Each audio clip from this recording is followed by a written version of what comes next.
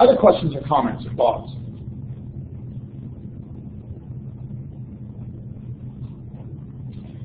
All right, let's move on into talking about the years after Constantine. After Constantine, his sons will take over the empire. Now, Constantine had started off as being an Augustus, with another Augustus in the east, and so eventually moves to being the sole emperor of the Roman Empire.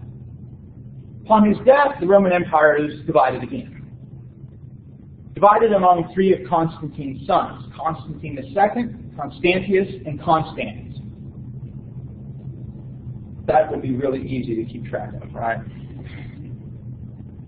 It's like George Foreman almost, right? I'm George Foreman, this is my son George Foreman, this is my other son George Foreman, right?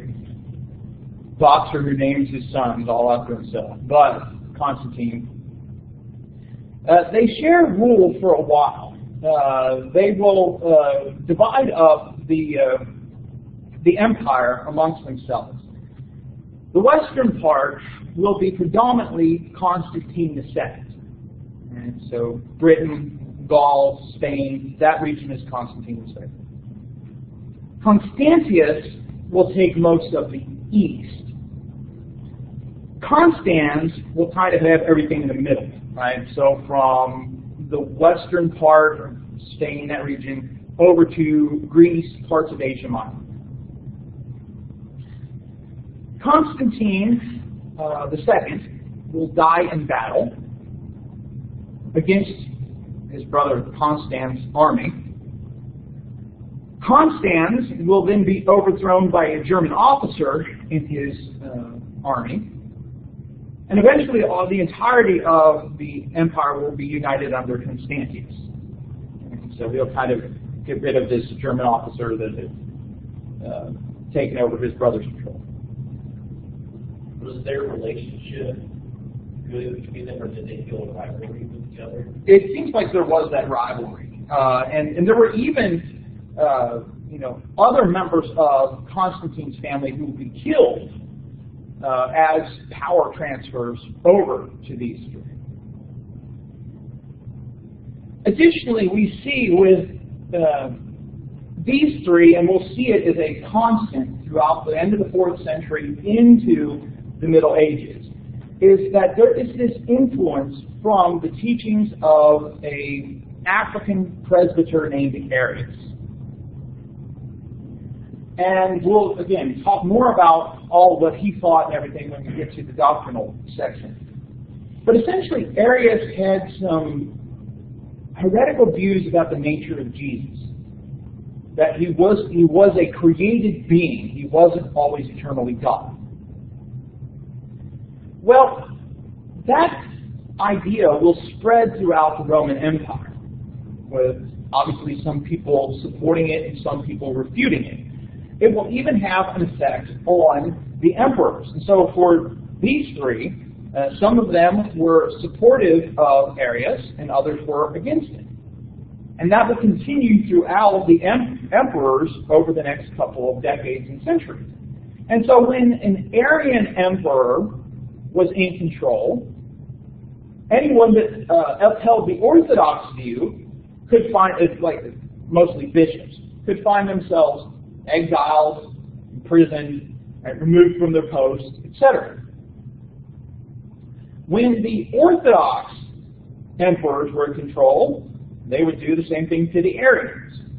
And so, there's this constant back and forth based on which version or which view, which theology was supported by the emperor. And so the emperor is now bringing to bear his power in a persecuting type of way, but against Christians by other Christians, right? So all these people are claiming to be Christians.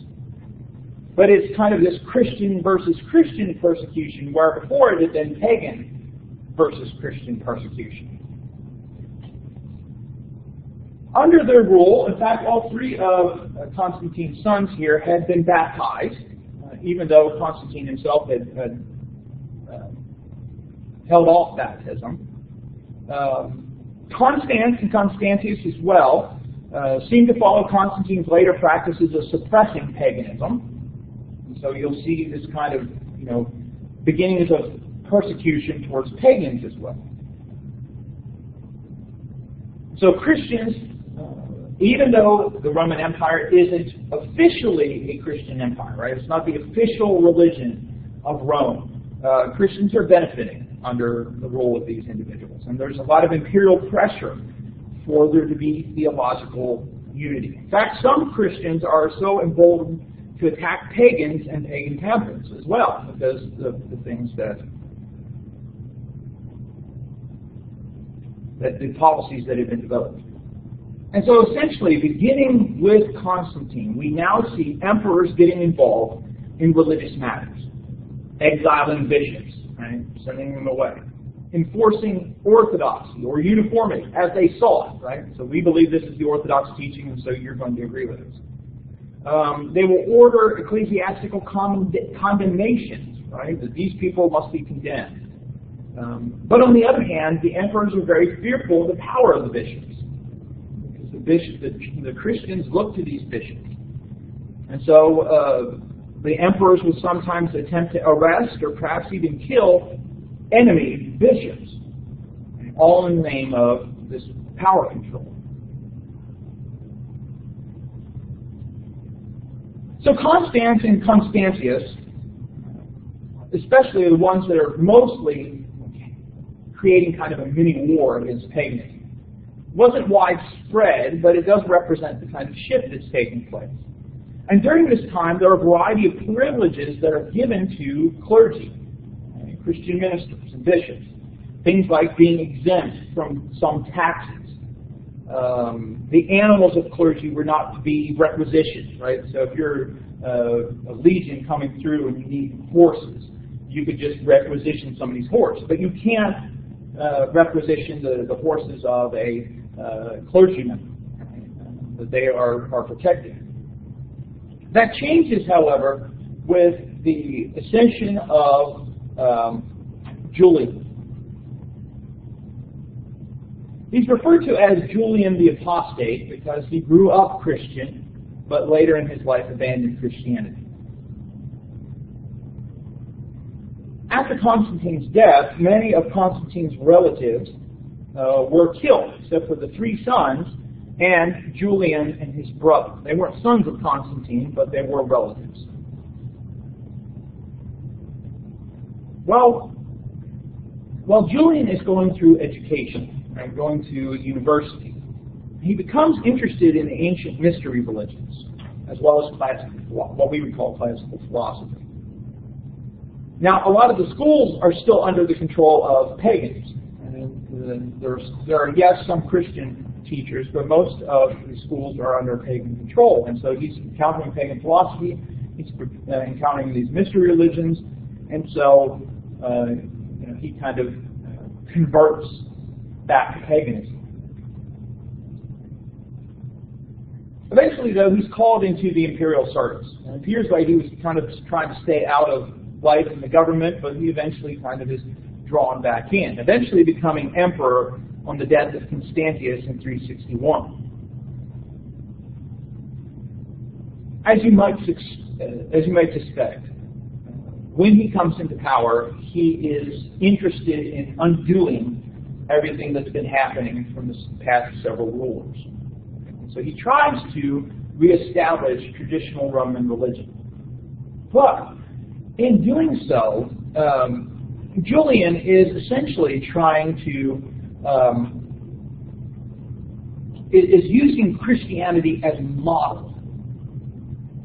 And so he's seeing a lot of the things within Christianity that are, in his eyes, making it successful, and he tries to model it. So, for example, he takes the developing Christian hierarchy of priests and bishops and deacons and presbyters and tries to map that onto paganism. All right? And so you do this developing hierarchy.